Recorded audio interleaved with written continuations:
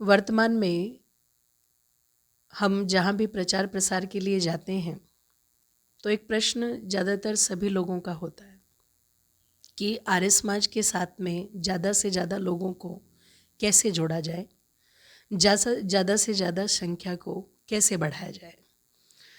तो मैं उसके लिए बता देना चाहती हूँ, सबसे पहले तो किसी भी कार्य को करने के लिए मनुष्य की संकल्प शक्ति का होना बहुत आवश्यक है। यदि आपने ठान लिया कि हम अपने संगठन के साथ में अधिक से अधिक लोगों को कैसे जोड़ें, कैसे उन्हें अपने विचारों को समझा सकें, तो इसके लिए स्वतः ही आपको अपने से उस रंग में खुद को रंगना पड़ेगा। आपका व्यक्तित्व ही सामने वाले के आकर्षण का केंद्र बनता है।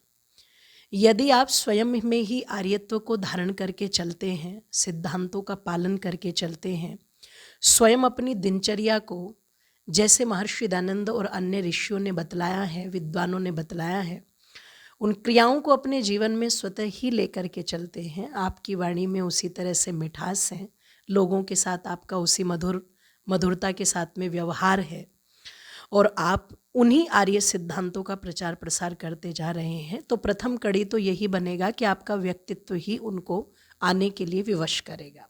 दूसरी बात, आप स्वतः अपने परिवार को लेकर के जाएं, स्वतः अपने बच्चों को लेकर के जाएं और दूसरों को भी इस बात के लिए प्रेरित करें कि ज़्यादा नहीं तो कम से कम रविवार के दिन जो साप्ताहिक सत्संग हमारे आसपास के आर्य समाजों में होते हैं, हम परिवार सहित पत्नी बच्चों को लेकर के उन साप्ताहिक सत्संगों में अवश्य जाएं।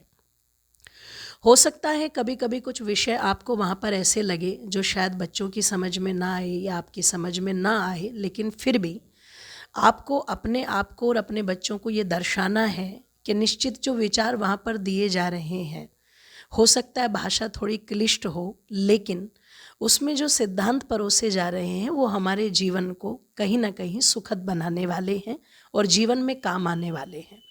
एक बार समझ में नहीं आए, दो बार समझ में नहीं आए, लेकिन जब बार बार आप जाएंगे तो वो भाषा और वो विचार स्वतः आपको समझ में आने लगेंगे। उसके लिए स्वाध्याय को भी आप अपने जीवन का एक अग्रणी अंग बनाएं, क्योंकि सुनने से और पढ़ने से दोनों ही चीज़ें जब साथ साथ चलती हैं तो कहीं ना कहीं व्यक्ति उन चीज़ों से प्रभावित होने लगता है। तो आप उसको भी अंग बनाएं। और आज एक बहुत अच्छा माध्यम बन चुका है सोशल मीडिया।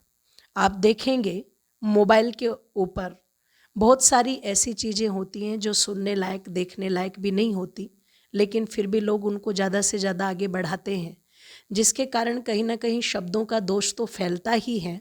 पर यदि आप ऐसी चीज़ों को सुन रहे हैं, प्रचार प्रसार कर रहे हैं, तो उनका प्रभाव आपके मस्तिष्क पर भी कहीं ना कहीं पड़ता है।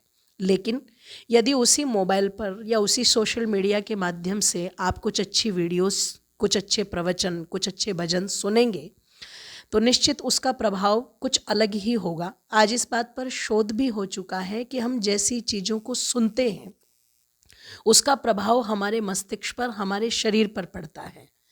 तो मैं आपसे कहना चाहूँगी कि सोशल मीडिया पर बहुत अच्छे अच्छे प्लेटफॉर्म आप आर्य समाज के वैदिक सिद्धांतों के, जैसे कि उदाहरण के लिए हमारा यही जो आर्यवर्त चैनल है, मिशन हमारा, यही ऐसी ऐसी वीडियो समय समय पर अपलोड करता रहता है जिसमें आर्य जगत के बड़े बड़े विद्वानों के प्रवचन आपको घर बैठे सुनने को मिल सकते हैं। आपको कुछ करने की आवश्यकता नहीं है। तो ऐसे चैनलों को आप ज़्यादा से ज़्यादा देखें, उनको लाइक भी करें, उनको सब्सक्राइब भी करें और उनको शेयर भी करें और अपने बच्चों को भी उनको दिखाएं, एक बार को भजन सुनाएं, उनको प्रवचन सुनाएं, उनको कोई वीडियोस इस प्रकार की दिखाएं। हो सकता है वो एक बार दो बार नहीं देखेंगे, पर आप जब दूसरी चीज़ों के लिए बच्चों को फोर्स कर सकते हैं तो इन अच्छी चीज़ों के लिए भी आप उनको फोर्स कर सकते हैं। तो मेरा आपसे ये प्रार्थना रहेगी कि ऐसी चीज़ें भी उनको अवश्य दिखाएं, इन चीज़ों से आपको जोड़ें। कोई प्रश्न है तो आप कमेंट बॉक्स में वहाँ पर लिख भी सकते हैं, किसी न किसी विद्वान के माध्यम से आपके उन प्रश्नों का भी उत्तर वहाँ पर दिया जाएगा। और दूसरी बात कि अपने घर में यज्ञ की परंपरा को आप लोग अवश्य डालें। वैसे तो यज्ञ हमारा दैनिक अंग है, और ये करना भी चाहिए, लेकिन दैनिक नहीं तो कम से कम साप्ताहिक यज्ञ तो हमारे घरों में अवश्य होने चाहिए। पूरा परिवार अगर साथ मिलकर के साप्ताहिक यज्ञ भी अपने घर में करेगा तो उसका भी बहुत बड़ा प्रभाव होगा। नई नई चीज़ें समय समय पर अपडेट मांगती हैं। मकान आपका पुराना हो जाता है तो उसे भी कहीं ना कहीं एक देखभाल की आवश्यकता होती है। मोबाइल आपका हैंग हो जाए तो वो भी समय समय पर अपडेट मांगता है। वैसे ही जो हमारे सनातन वैदिक धर्म के सिद्धांत हैं, इनमें भी एक अपडेशन की आवश्यकता है। आप अपने आप को भी उनके लिए समय समय पर अपडेट करें और समय समय पर तरीके बदल बदल करके कहीं ना कहीं उन चीज़ों को अपने जीवन में निरंतरता बनाए रखेंगे तो मैं समझती हूँ इन वैदिक सिद्धांतों की भी रक्षा होगी, इन वैदिक विचारों की भी रक्षा होगी, हमारे उन ऋषियों की भी रक्षा होगी जिन्होंने हम तक ये वैदिक संस्कृति पहुँचाई है, जो हमारी मूल है। और हमें इस मूल में भूल नहीं करनी चाहिए, क्योंकि मूल से जुड़ने वाला व्यक्ति कभी भी मामूली नहीं रहता। आर्य समाज नहीं चाहता कि आप मामूली बन कर के रहें। आर्य समाज आपको मूल से जोड़ना चाहता है, वैदिक सिद्धांतों से जोड़ना चाहता है, जो हमारी सच्ची पहचान है।